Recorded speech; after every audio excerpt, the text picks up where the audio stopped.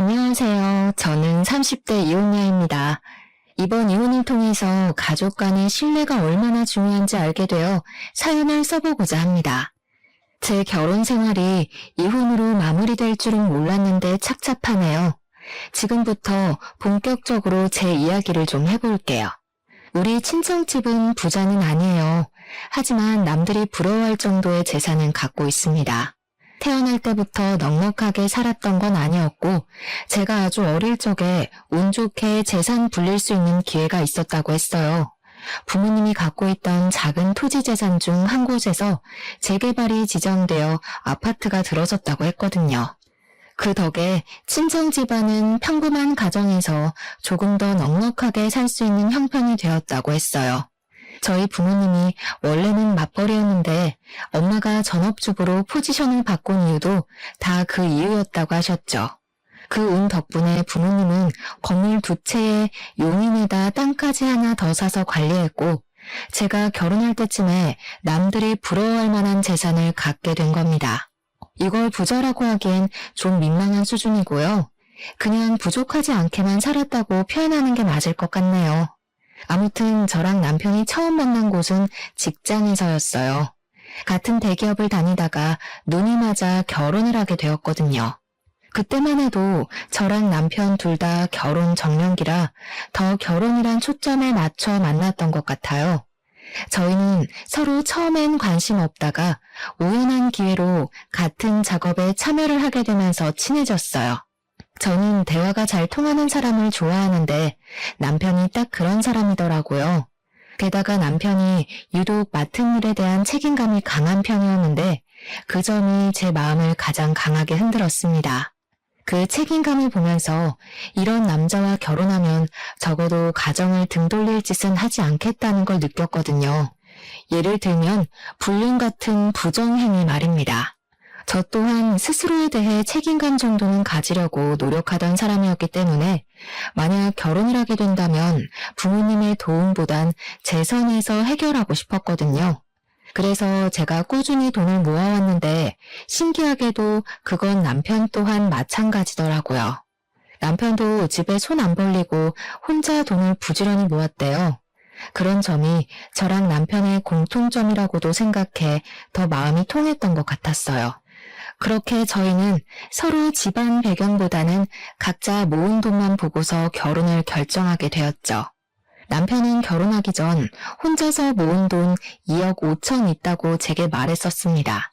온전히 현금으로 가진 재산만 그렇다고 했고 그뿐만 아니라 이미 집도 한 채 갖고 있다고 했어요.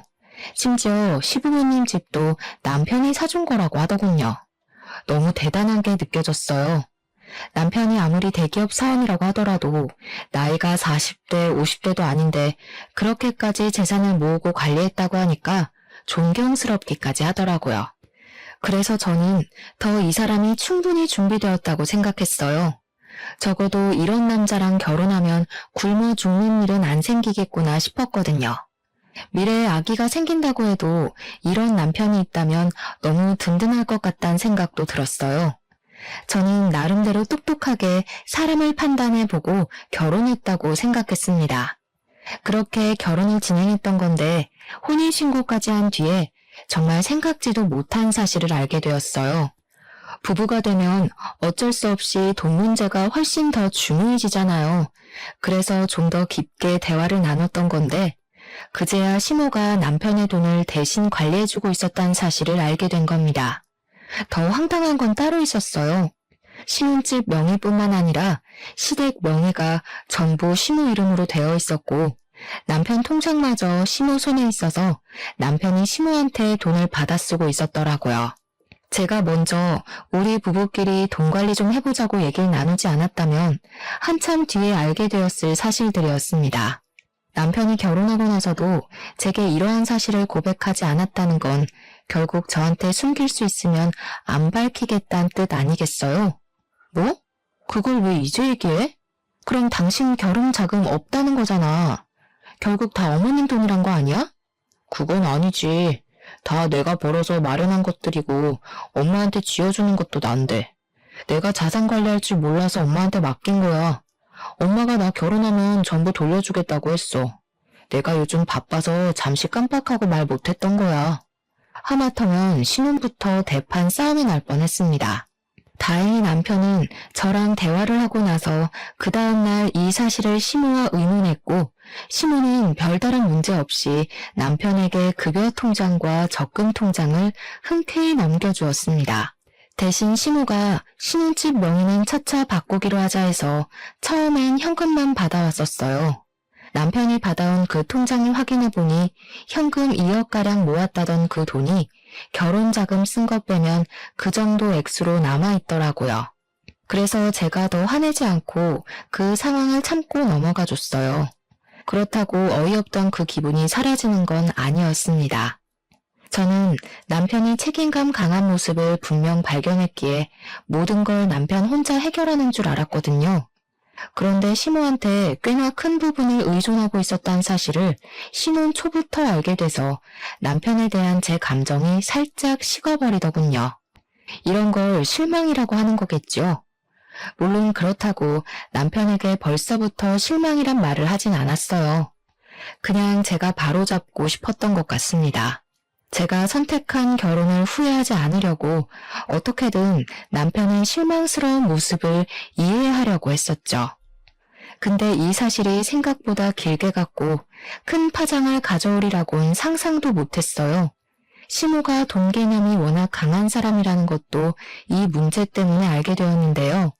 시모는 돈에 대한 애정이 조금 남다른 것 같았습니다. 어떻게 보면 제 주변에 시모만큼 돈에 진심인 사람을 본 적이 없어서 시모의 행동이 다소 집착처럼 보이기도 했어요. 시모는 제가 처음으로 용돈을 주었을 때 그 자리에서 바로 현금을 세어보는 행동으로 저를 깜짝 놀라게 했습니다. 그러지 말라는 법이 없기 때문에 그저 놀란 것이 다였지만 결코 좋아 보이는 행동은 아니었어요. 그 용돈은 저랑 남편이 신혼여행 다녀오고 부부로서 잘 살아가겠다는 마음으로 준비했던 첫 용돈이었거든요. 양가 어른들께 똑같은 금액으로 드렸는데 시모만이 그 봉투를 받자마자 개봉해서 세어봤고 이내 저희에게 하는 말은 저를 더 놀라게 했었죠. 신혼여행 가서 재밌게 놀긴 했나 보구나. 돈이 얼마 안 남았나 보네. 그래도 앞으로는 이 액수보다 더 챙겨주겠지. 그럴 거라 믿을게. 저희 친정에서는 그 용돈을 받지 않으려고 했었는데 시모는 다음 용돈까지 바라고 있어서 당황스러웠습니다. 심지어 돈 버는 사람이 두 사람이니 더 넣어달라고 노골적으로 말한다는 것이 제겐 좀 많이 충격이었어요. 자기 아들한테 하는 말이면 이해하겠는데 저는 시모랑 얼굴 본 지 한 달도 채 안 된 상태였거든요. 그런 남의 자식에게 당당하게 용돈을 요구하는 시모의 태도가 무례하게 느껴질 수밖에 없었죠. 근데 또 시모는 용돈은 용돈대로 선물은 선물대로 따로 원하는 타입이기까지 했어요. 기념일 같은 걸 워낙 반드시 챙기는 사람인데 절대 말로만 축하하면 안 되고 무조건 선물을 받아야 하는 사람이었습니다. 남편이 말하길 시모가 마음이 여려서 선물 안 주고 넘어가면 그 소녀 같은 토라짐이 무려 한 달까지 간 적 있다 하더라고요. 말이 좋아 소녀 같다 표현을 한 거지 나이를 그만큼 먹고 고작 선물 못 받았다고 토라지는 건 너무 징그럽지 않습니까? 시모의 그런 특징을 남편이 참고해달라는 식으로 제게 부탁했는데 그걸 듣자마자 생각하고 싶지도 않은 불길한 미래가 자꾸 상상되었어요. 왠지 시모 때문에 남편과 문제가 생길 것 같은 느낌이 들더라고요. 시모랑은 최대한 갈등을 만들지 않는 것이 좋겠다고 생각해서 저는 시모와 자주 마주하지 않기 위해 갖은 노력을 했었습니다. 어차피 저희가 분가를 하고 있었으니 제가 굳이 바빠서 시간이 안 된다면 시모를 안 볼 수 있을 거라 생각했어요. 그런데 그게 아니더라고요. 굳이 제가 얽히고 싶지 않아도 시모가 알아서 사사건건 간섭해 오는 겁니다. 저희 친정 부모님이 제가 먼저 연락하지 않는 이상 잘 연락을 주지 않으니 시댁도 그럴 거라 착각을 했어요. 시모는 우리 신혼집 명의가 자기 거라는 걸 명분으로 우리 집을 계속 방문하기 시작했습니다. 어머님, 갑자기 어쩐 일이세요? 남편이 어머님 온다는 말을 안 해서 몰랐어요. 오시는 줄 알았으면 뭐라도 준비해 놓을 걸 그랬네요. 아직은 내 집이잖니? 내가 굳이 너한테 알리지 말라고 했어. 아들 허락만 받으면 되지 뭐하러 두 사람씩한테나 허락을 구해? 어차피 명의 넘겨주면 이럴 일도 없을 테니 불편해할 것 없다. 그냥 잘 사나 보러 온 거야. 시모는 이런 식으로 저희 집을 쳐들어오곤 하셨는데 말만 잘 사나 보러 왔다고 표현한 거지. 사실 시모는 올 때마다 집안 살림살이를 둘러보면서 잔소리를 엄청 했습니다. 그게 다 돈 얘기였어요. 우리가 집에 새로운 무언가를 들이면 얼마 주고 샀는지를 꼭 물어보더라고요. 거짓말하고 싶진 않아서 솔직하게 얘기를 해주면 주로 새 것을 산 것에 불만을 품고 잔소리하셨어요. 요즘 중고도 상품 괜찮게 내놓는데 뭐하러 새 걸 사니? 이런 걸로 돈 아끼는 것도 다 살림하는 지혜야. 앞으로 나한테 먼저 상의하고 구매해라. 그래도 저희 지금 신혼이고 또 처음 쓰는 건데 새 것 타고 싶어서요. 저희가 형편이 안 되는 것도 아닌데 굳이 중고를 살 필요는 없다고 생각했거든요. 또 이런 것들은 한 번 사면 몇 년씩 쓰는 거라 아무래도 새 걸로 시작하는 게 좋죠. 네가 경제관념이 없구나. 쓸데없는데 돈 쏟을 일 있으면 아껴서 적금이나 넣어. 요즘은 땅 파서 돈 나오는 시대 아니다. 아낄 수 있을 때까지 아껴야지. 나중에 나이 들어봐라. 어디 젊을 때처럼 돈 벌 기회가 쉽게 있는 줄 아니? 시모는 일단 자기 눈에 마음에 안 든다 싶으면 다 쓸데없는 곳에 들어가는 돈 취급을 했습니다. 자기가 쓰는 돈은 합리적이고 남이 쓰는 돈은 엄청 아까워했어요. 게다가 남한테 받는 건 또 좋아했고 자기 돈이 남에게 나가야 하는 건 굉장히 싫어했어요. 사실은 아들 집이나 저희 혼수까지도 다 자기 재산이라고 생각하는 것 같았어요. 자기가 자기 아들에게 명의를 넘겨준다고 하더라도 아들 돈이 자기 돈이라고 생각하시는 거죠. 그러니까 제가 제 스스로 뭘 사서 배치하는 게 마음에 안 드셨던 거예요. 저는 그때부터 신우가 굉장히 짠순이라고 생각했고 알뜰살뜰한 사람이 아니라 무력이 많은 사람이라는 걸 깨달았습니다. 솔직히 그 사실만으로도 제 신우복은 이미 날아갔다고 체념했어요. 하지만 딱 그까지만 했다면 저도 이혼할 만큼 불만을 품진 않았을 겁니다. 근데 시모의 욕심이 닿지 말아야 할 곳까지 닿기 시작하자 저도 모르게 걷잡을 수 없는 길을 들어서고 말았어요. 어느 날 남편이 시모한테 온 전화를 몰래 받고 있는 걸 엿들은 적 있었는데요. 그 내용이 정말 괘씸하고 화가 나더라고요. 사돈댁이 땅까지 있다면서 하나 정도는 사위 앞으로 명의해줘야 되는 거 아니니? 아직까지도 아무 말이 없었어? 네 마누라는 이런 것도 알아서 안 챙겨주고 뭐 한다니? 아직 내가 뭘 한 것도 없는데 장모님께서 덜컥 주는 것도 이상하지. 그냥 괜한 소리 하지 말고 얌전히 기다려. 사람 일은 모르는 거니까 그렇지. 그 집에 자식이 2명이나 더 있다며. 갑자기 사돈어른들 둘 다 확 죽어봐라. 네 목 없을 수도 있는 거 아니야. 그럼 이 결혼 정말 손해지 않니? 일단 기다려봐. 아직 결혼한 지 1년도 안 됐잖아. 한두 푼도 아니고 그렇게 큰 재산을 어떻게 검증도 안 된 사위한테 바로 넘겨주겠어? 듣자 하니 둘이서 친정재산 얘기를 몰래 나누고 있더라고요. 아무리 생각해도 시모 마인드가 진짜 어이없었어요. 우리 신혼집은 자기 명의로 해놓고 몇 달간 바꿔주지도 않고 있으면서 저희 개인 재산 간섭하는 걸로 모자라 이젠 친정재산까지 몰래 탐내고 있는 거잖아요.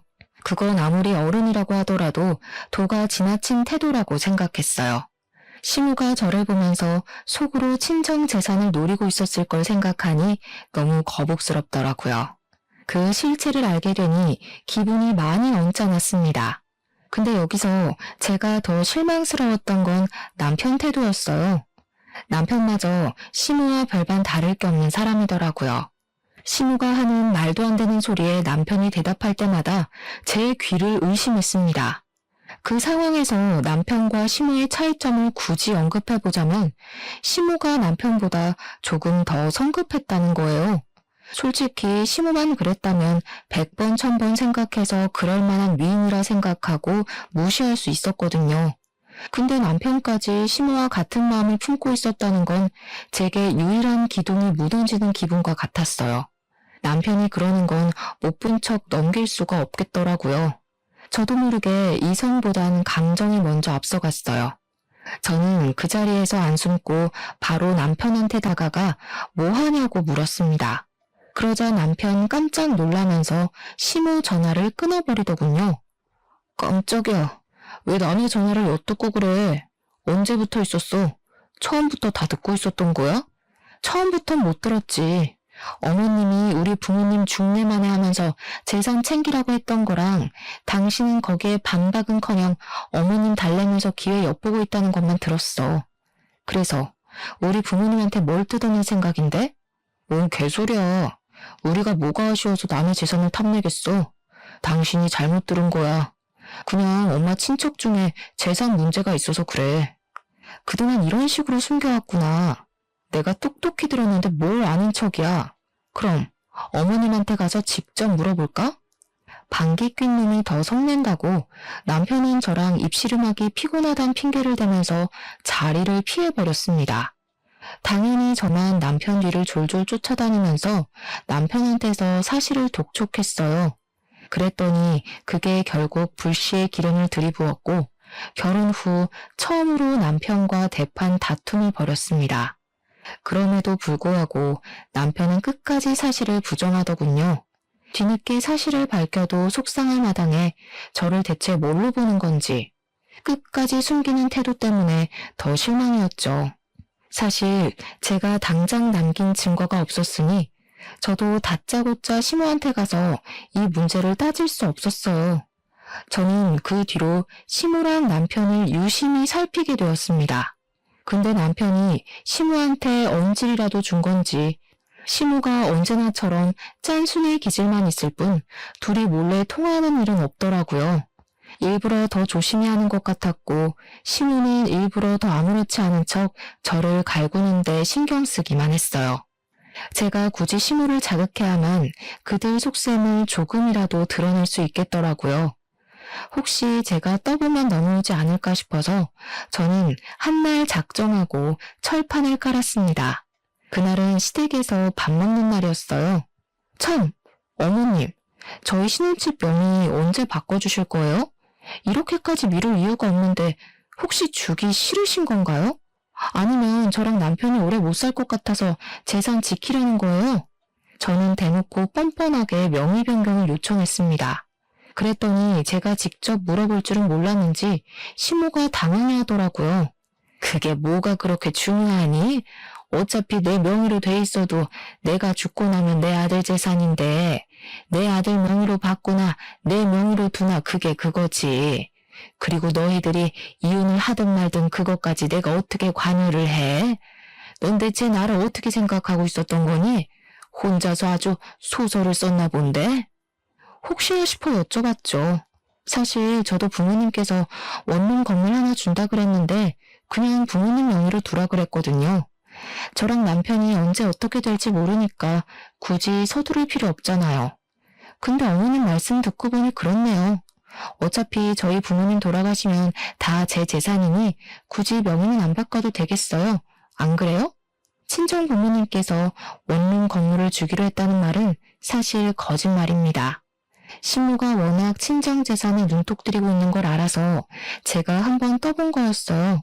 그냥 그렇게 지원해서 한번 말해봤는데 생각보다 시모 반응이 현실적이더라고요.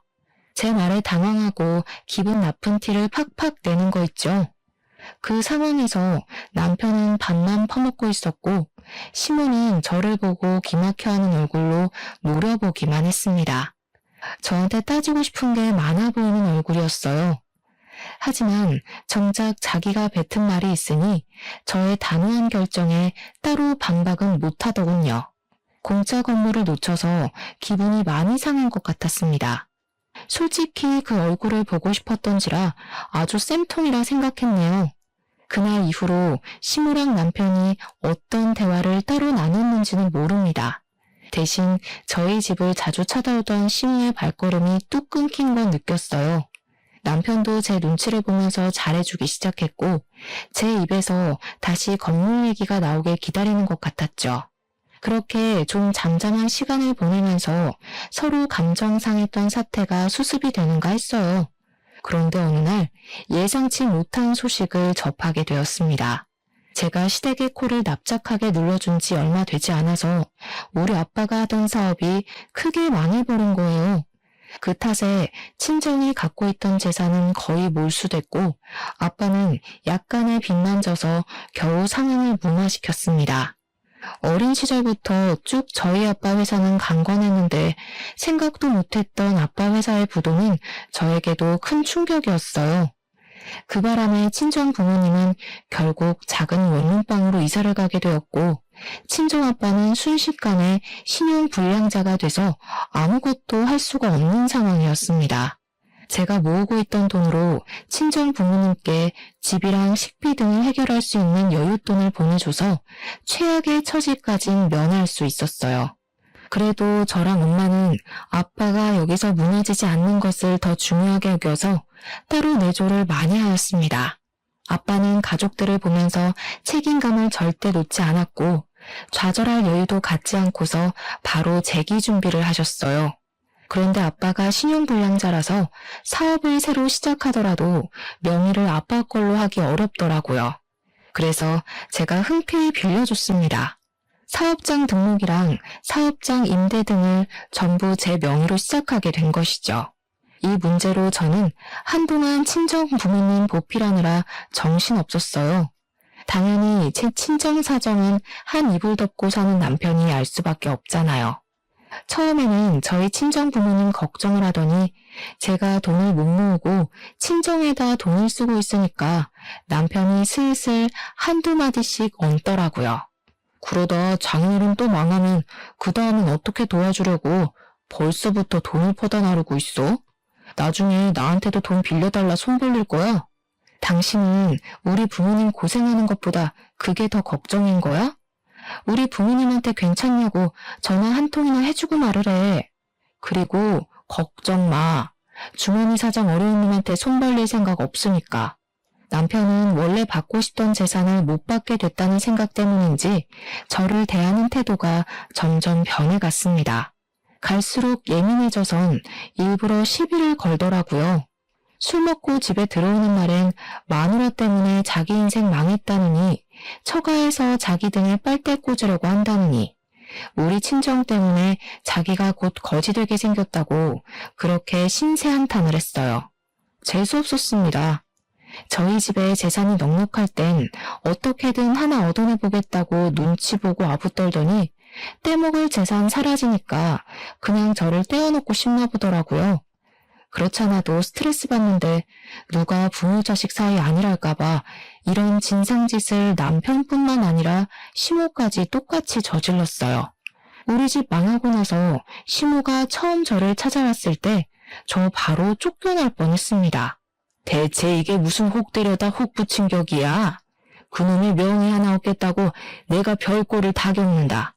아니, 바깥 사돈은 일처리를 어떻게 하셨길래 부도를 내? 예, 나는 빚쟁이 사돈 안고 갈 생각 추호도 없으니까 당장 이혼해라. 이러다 앞길 창창한 내 아들 인생까지 망하겠어. 네? 저희 아빠가 남편한테 피해준 것도 없는데 무슨 발목을 잡았다고 그래요. 그리고 저희 아빠 다시 재기하실 거거든요. 지금도 새 사업 준비 중이라고요. 말 잘도 지어낸다. 너 네 아빠 망할 줄 알고 신혼집 명의 달라고 한 거지? 신용불량자가 무슨 사업을 제기해? 내가 집에만 있다고 그런 것도 모를 줄 아니? 집에만 있으셔서 모르시는 것 맞네요. 명의는 빌릴 수도 있는 거 모르세요? 제가 아빠한테 명의 빌려줘서 시작할 수 있었어요. 저희 아빠 책임감 강한 분이라 분명 제기 성공할 거라고요. 이혼을 안 하려고 발악한 게 아니라 저는 단지 시모가 먼저 저한테 이혼을 주장하고 있는 것이 마음에 안 들었어요. 이혼을 통보해도 제가 먼저 하고 싶었습니다. 저는 잘못한 게 없는데 이혼까지 강요받으니까 화가 나더라고요. 그래서 저희 친정아빠가 부도 한 번으로 무너질 만큼 멘탈 약한 분도 아니고 사업가에 소질 있는 사람이란 걸 더 어필했어요. 고작 전업주부인 시모가 우리 아빠를 무시하는 것도 싫었거든요. 그런데 시모는 제 반박 때문에 더 이혼을 강력히 주장했습니다. 뭐? 명의를 빌려줘? 그런 중요한 사안을 왜 마음대로 정하니? 그러다가 그 사업까지 망하면 그 빚 네가 다 떠안는 거 아니야. 그럼 내 아들 인생 완전 쫑나는 거잖아. 이 사람들이 우리 집 재산 홀랑 훔쳐가려고 했나 보네. 순 도둑놈 집안이었구먼.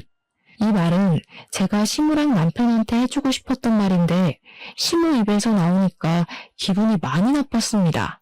같이 있던 남편은 시무의 역정을 말리기는커녕 오히려 자기도 시무의 의견에 동조한다는 눈빛을 띠고 있었어요. 저도 그들의 마음을 이해 못하는 건 아닙니다. 상대 배우자 집안이 부도가 나서 빚더미에 쌓였다거나 거지가 됐다고 하면 솔직히 불안할 것 같거든요. 그러나 이혼을 요구했을지는 모르겠어요. 너 때문에 내 인생 망하게 생겼다고 손가락질했을 것 같지도 않습니다. 그래서 그런가 두 사람의 태도가 너무 실망스럽고 정 떨어지더라고요. 어떻게 그리 바로 이혼 얘기 나올 수 있는지, 어떻게 남편은 시모가 대신 이혼 통보를 하는데도 그걸 가만히 듣고만 있을 수 있는지, 그 모든 순간이 제게 최악이었죠. 심지어 남편은 저 몰래 친정 부모님께 연락해서 이 사실을 밝혀버렸어요.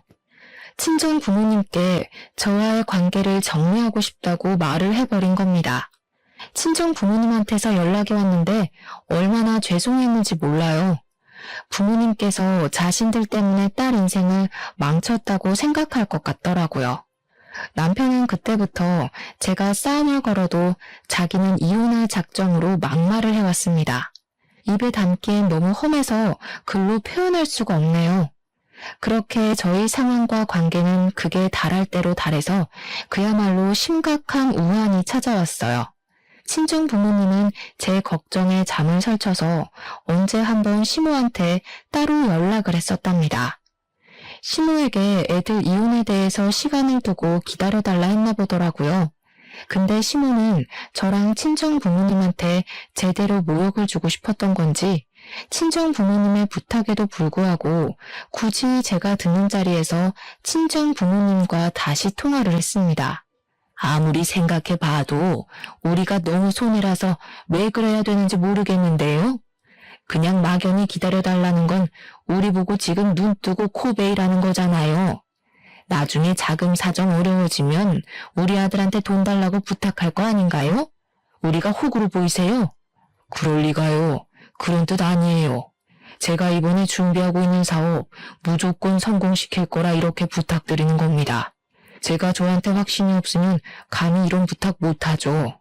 저 한번 믿어주시고 애들 이혼은 잠깐 보류하는 게 어떨까요? 꼭 보답할게요. 말귀를 못 알아들으시네. 사업가란 사람이 당장 상대방 말도 이해 못하는데 뭘 성공하겠단 거예요? 그쪽이 한때 돈 많은 사돈이라 해서 봐줄만 했던 거지.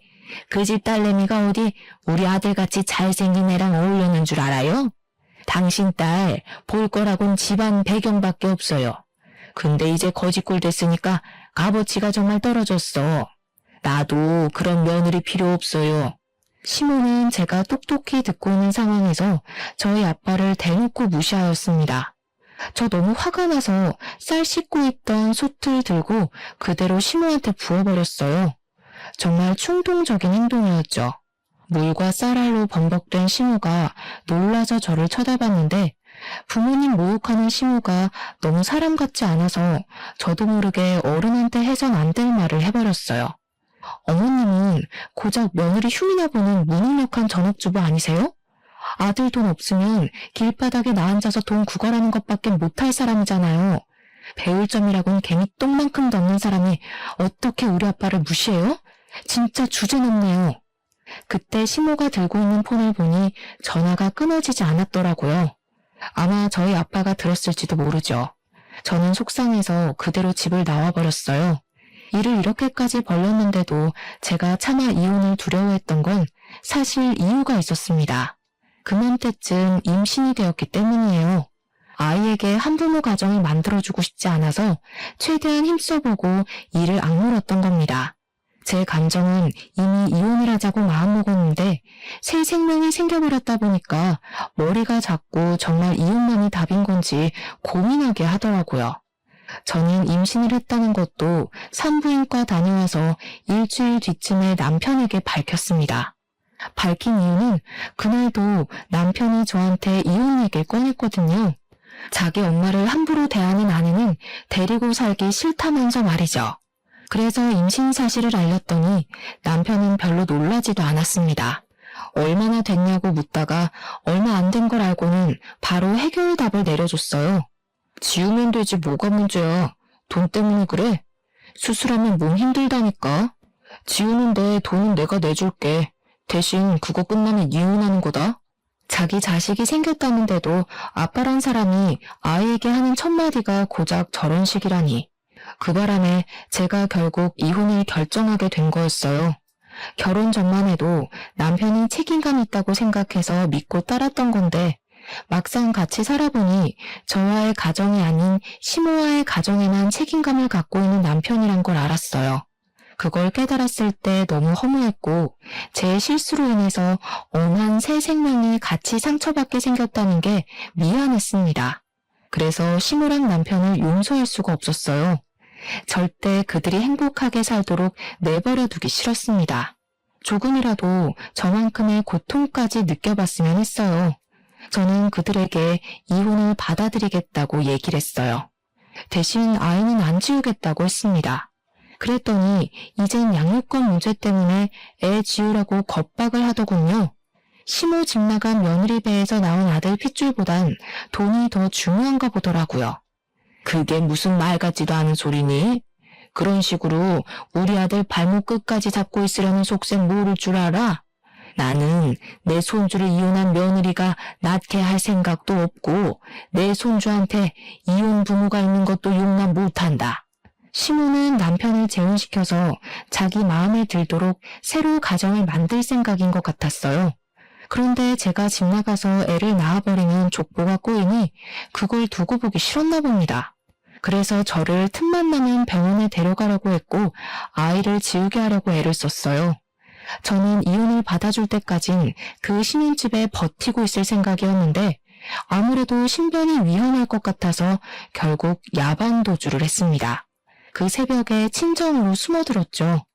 저 당연히 스트레스 받은 것이 많고 사람 같지도 않은 그들에게 소송 이혼하고 싶었어요. 하지만 그때까지도 저희 집안이 어려웠을 때라 한 푼 두 푼이 아쉬웠습니다. 집안 형편이 빚더미인데 무슨 소송을 할 수가 있었겠어요. 그래서 눈물을 머금고 그들이 원하는 대로 합의 이혼을 하자고 했죠. 근데 역시나 애를 지울 때까지 이혼을 안 해주겠다고 하더라고요. 그렇게 이혼이 미뤄지면서 별거만 하길 1년이 지나버렸습니다. 저는 이혼을 하지 못한 채 출산을 먼저 하게 되었어요. 정말 예쁘고 사랑스러운 딸을 낳았는데 그 축복과 동시에 우리 친정에도 드디어 쨍하고 해뜰 날이 찾아오게 되었습니다. 아빠가 저랑 새로 태어난 손녀를 보곤 더 책임감에 불타올랐던 것 같았어요. 열심히 피땀 흘려 끝내 사업 재기를 성공한 겁니다. 그날의 희열은 정말 꿈만 같았습니다. 한번 날개를 한 아빠는 나이를 거꾸로 드시는 것처럼 무섭게 일어서기 시작했어요. 상가를 서너 개까지 구입할 정도로 갓에 일으켜주셨고 아빠는 그것이 전부 복을 안고 태어난 손녀 덕분이라 얘기를 하고 있습니다. 아무튼 노력해준 1년 넘는 시간 동안 홀로 편히 자지도 못한 아빠 덕분에 우리는 작은 원룸에서 다 같이 살 수 있는 넓은 아파트로 옮겨갔어요. 그제야 드디어 숨통이 트이는 느낌이었습니다. 아빠 회사가 부도가 나기 전에는 몰랐던 소중한 것들과 감사한 것들이 뼈저리게 느껴졌어요. 세상에 당연한 것과 영원한 건 없다는 말 정말 기억하고 살아야 될 것 같더라고요. 그리고 저는 아직까지도 양육비 때문에 이혼 안 해주고 있는 시댁을 상대로 소송을 준비했습니다. 아빠의 지원받아서 좋은 변호사를 선임할 수 있었어요. 제게 시모와 남편은 10년 묵은 채증이나 다름없었고 손톱 옆에만 가시 같은 존재였어요. 드디어 잘라낼 수 있게 되었다니 너무 기뻤습니다. 그렇게 그들에게 한 통의 연락도 없이 곧장 이혼 소송을 진행했고요. 양육권도 청구했고 시무랑 남편에게 여러 가지 협박당했던 통화 기록을 제출하여 정신적 손해배상까지 요청했죠. 그랬더니 그제야 친정아빠의 재기 성공 소식을 시무랑 남편이 알게 되었습니다. 자기들 자존심 때문인지 나름대로 저희 아빠를 뒷조사한 것 같더라고요. 저희 아빠가 부도나기 전보다 빠른 속도로 성장하고 있다는 것까지 알아낸 건지 깜짝 놀랄 만큼 아빠가 성공하자 태도 바로 돌변하는 거 아니겠어요? 저한테 연락 온 목소리가 너무 상냥한 겁니다. 그동안 고생 많았지? 못 본 사이에 벌써 우리 손주가 태어났겠구나. 우리 아들이 너 없이 자리를 못 잡아서 내가 그간 너무 정신없이 살았어. 그래서 연락할 여유가 없었네. 그나저나 집안 문제 좀 해결됐다면서? 한 해 만에 일어나는 게 쉬운 일이 아닌데 너네 아빠도 참 대단하다. 역시 전문 사업가는 다른가 봐. 저희 아빠 칭찬하시려고 연락한 건 아니실 텐데 왜 전화하셨어요? 혹시 소송장 받고 긴가민가 하셔서 연락하신 거예요? 아, 소송장? 그래, 받았지. 사실 너한테 진심으로 사과하고 싶어서 전화했어. 예전엔 우리가 사업에 대해서 뭘 잘 몰라서 실언을 좀 했다. 정말 미안해. 네가 없어 보니까 알겠더라. 특히 우리 아들한테 네가 얼마나 중요한 아내였는지 깨달았어. 지난 날은 그만 잊고 다시 잘해볼 순 없을까? 누가 들어도 속보이는 시무 태도에 너무 어이가 없었어요. 여러분들도 저와 같은 감정을 느끼셨을 겁니다. 수그리고 들어오면 제가 받아줄 거라 생각했던 걸까요? 어떻게 이리 사람을 돈으로만 판단하고 대할 수 있는 건지 신기하더군요. 뭘 다시 시작해요? 저희 아빠가 성공하니까 다시 놓치기 아쉬워서 이러는 거 모를 줄 아세요?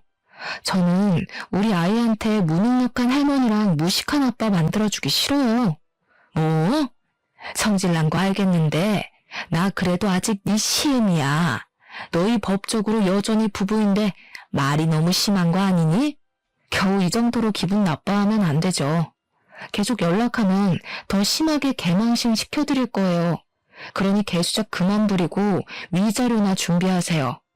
괜히 도둑놈 새끼들처럼 돈 냄새 맡고 들러붙을 생각 마시고요. 그렇게 원하던 이혼해준다는데 말이 많네. 시모가 억지로 화를 참고 있는 게 수학이 너머로 느껴졌습니다. 시모는 꽤나 당황했음에도 우선은 제 비위를 맞춰주고자 했어요.